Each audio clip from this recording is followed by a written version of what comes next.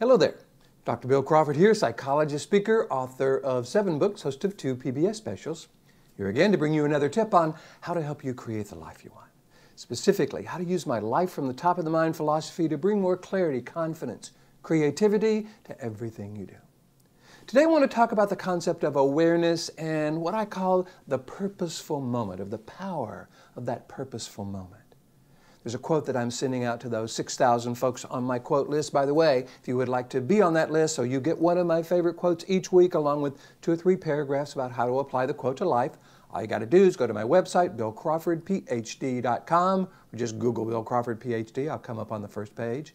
Hit the subscribe button, put your name and email address. It's free, and each week I will send you one of these.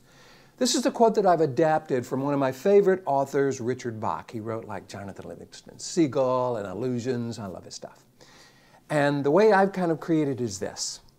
Ask yourself every moment, is this how I want to be thinking, feeling, and acting? And only continue when the answer is yes. I love that because I think it brings a certain amount of awareness to how we are being and whether or not we want to continue being that way. There's a quote from Albert Einstein that I use in all of my seminars and books that says, problems cannot be solved at the same level of awareness that created them.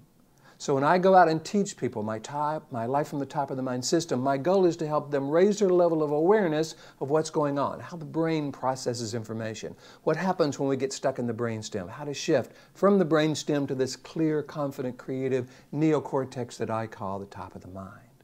And I think this question can be helpful. Matter of fact, I think asking very purposeful questions is really what it's all about. Because notice when we find ourselves feeling angry or stressed or frustrated or depressed or worried or annoyed, we have a tendency to ask questions like, man, why did they treat me this way? Or why did they do this? Or how can people act this way? Or how can people drive this way? Or why do I always find myself feeling this way? Those are what I call brainstem questions. They're about the problem and the pain of the problem, and they throw us into and keep us in that lower 20% of the brain. Now, if we're in a fight or flight situation, someone's coming at us with a gun, that's a really good brainstem question to ask. How do I get out of here? But notice how few of the situations that we deal with on a daily basis are truly fight or flight. So I like to ask what are called Neocortex questions, questions that can only be asked and answered from this upper 80% of the brain. Allow us to raise our level of awareness of what's going on and how we want to keep it or how we want to change it.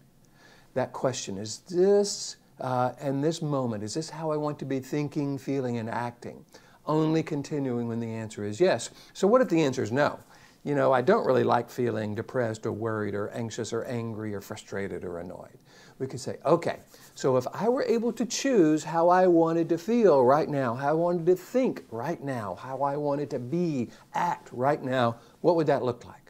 The question that I use in my seminars is, okay, dealing with difficult people, difficult situations, I would like to be more, what? Patient, calm, influential, creative, confident, whatever it is. See, those are neocortex qualities and characteristics. When we can get really clear, okay, this is what I don't want, this is what I do want, now we can begin to create that. Now that we've established what we're going for, we're really now going for the solution versus trying to stop the problem, and that engages and sustains this upper 80% of the brain. So I think the key is to raise our level of awareness of how we find ourselves thinking, feeling, and acting. Ask that question. Hey, is this, in this moment, is this how I want to be thinking, feeling, and acting? And if the answer is yes, terrific. If the answer is no, then we flip it. Say, okay, so if I were dealing with this situation more purposefully, I would like to be more what?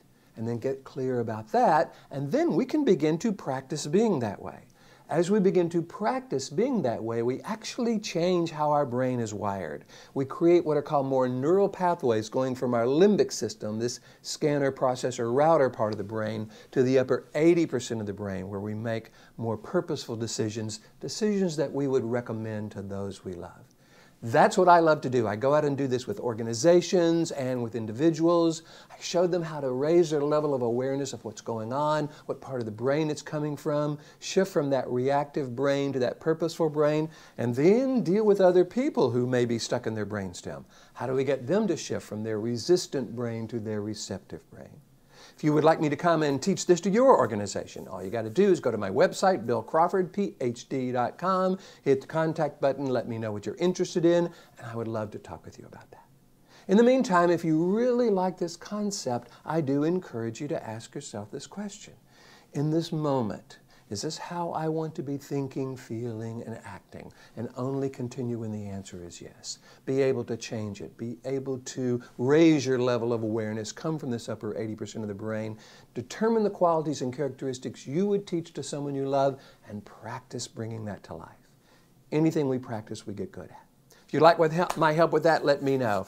Otherwise, I'm hoping you're enjoying these videos. By the way, if you do, please hit the like button. You know how Google and Facebook and YouTube love it when you like it. Share it with your friends if you feel they would find value in it as well. So, in the meantime, here's to you. Bring in more clarity, confidence, creativity to everything you do. And I'll look forward to seeing you in the next video.